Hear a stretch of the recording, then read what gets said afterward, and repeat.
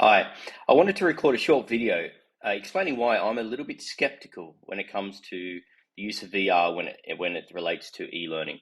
Now, I think VR and AR as well, and many of these points will carry across the two, have great applications in specific areas. They will, of course, be very popular in gaming, and there are some niche use cases that I'll talk about in a moment. But I think broadly, when it comes to e-learning, I don't think VR is necessarily a very good solution a lot of the time. So let's explore why. First of all, two keys of e-learning, and I'm specifically talking about asynchronous e-learning, i.e. something that someone will learn by themselves. I'm not talking about Zoom webinars or synchronous training where you're just doing a classroom situation online. I'm talking about something where someone will log on to a learning management system, typically access content at their own time when it's convenient to them. And you might be doing that for something that's for your own company, or it might be to develop yourself using courses on Udemy, Coursera, and so forth. So two key elements of e-learning is flexibility, and I touched on that just now. You can do it whenever you like. You can do it on the way to work. You can do it during your lunch break. You can do it at work, of course. And because it's broadly available, so you can do it on your mobile phone, your iPad, your computer, really wherever you want to do it. With VR, in a good application of it, quite often it's going to be in a specific setting. So you might want VR equipment like your Oculus and so forth. You might need access to other hardware or a dedicated room and so on to actually be able to do it. Now, there are, of course, exceptions where you can get like the Google device where you can plug your phones and various cardboard devices where you put your phones inside of a makeshift headset, which can work, but that's probably going to be beyond the call of most hobbyists. So the idea is here that e-learning should be inherently flexible and should be available to you wherever you want to learn. Some challenges of VR, and I touched on the first one already, is devices. So these devices are getting much better now. And they're becoming more affordable too. So you no longer have to invest tens of thousands of dollars into setting up a VR room or anything like this. So you could much more conceivably have multiple devices in a setting. Still, though, you're probably going to be limited to 5, 10, 20 devices depending upon your budget, and generally, depending on how big your workforce is, then that might cause some kind of bottleneck of devices.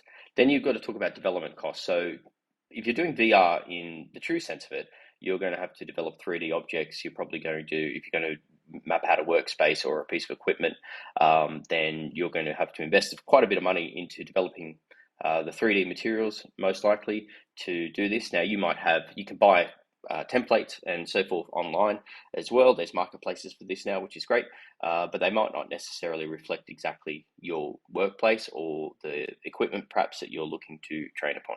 So the actual upfront development costs for developing what is really true VR might be quite high. And then, and I think this is probably my broadest point, is its applicability rather. So there are certain niches which I'll talk about in a moment where it works really well. But if you're doing your induction course, you're learning about HR policies, you're doing even HSE modules where you're learning about safety procedures and so on. Some of the safety procedures definitely could work in VR, but think about how the investment into making as many scenarios and so forth in VR to be applicable across a broad workforce might be a challenge.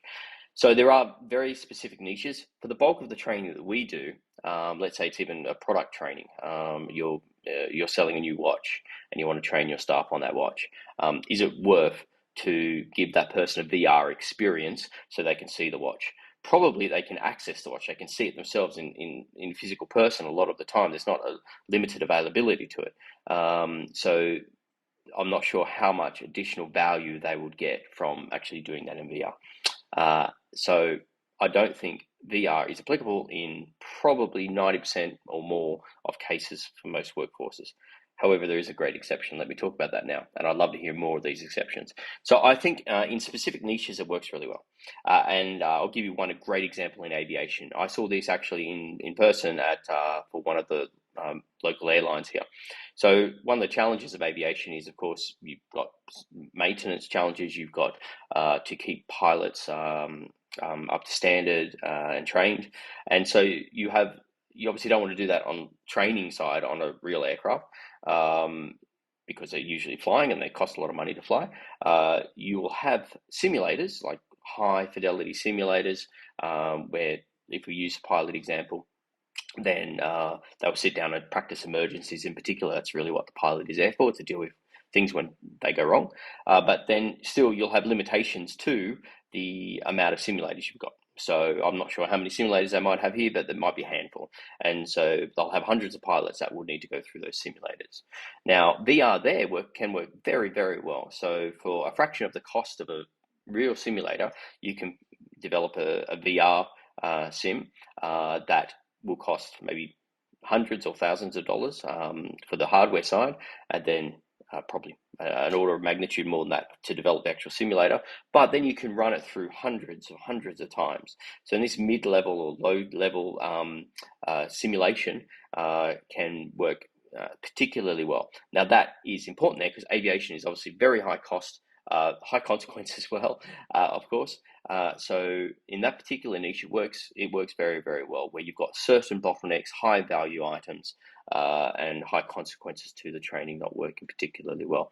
And then if you're training on an A380, for instance, then most likely there will be training already developed that you can leverage to make the cost of developing that a little bit lower, and applicability across different airframes and different airlines and so forth as well. So that's a good exception, I think, to the rule where VR can work really well. So in summary, I want to ask, do you agree? I would love to hear some other examples of where VR has worked brilliantly. I think sometimes it can be a bit of a what's the word I'm looking for? Just something it's a little bit fancy to get people's attention, and it's more show than actual substance. I'd love to be proved wrong here, and I'd love to hear more examples where VR has worked very, very well for your organization or for you, and how the improvements upon the technology and the availability there will make it more and more relevant. So I would love to be proved wrong. All right, thanks very much. Cheers.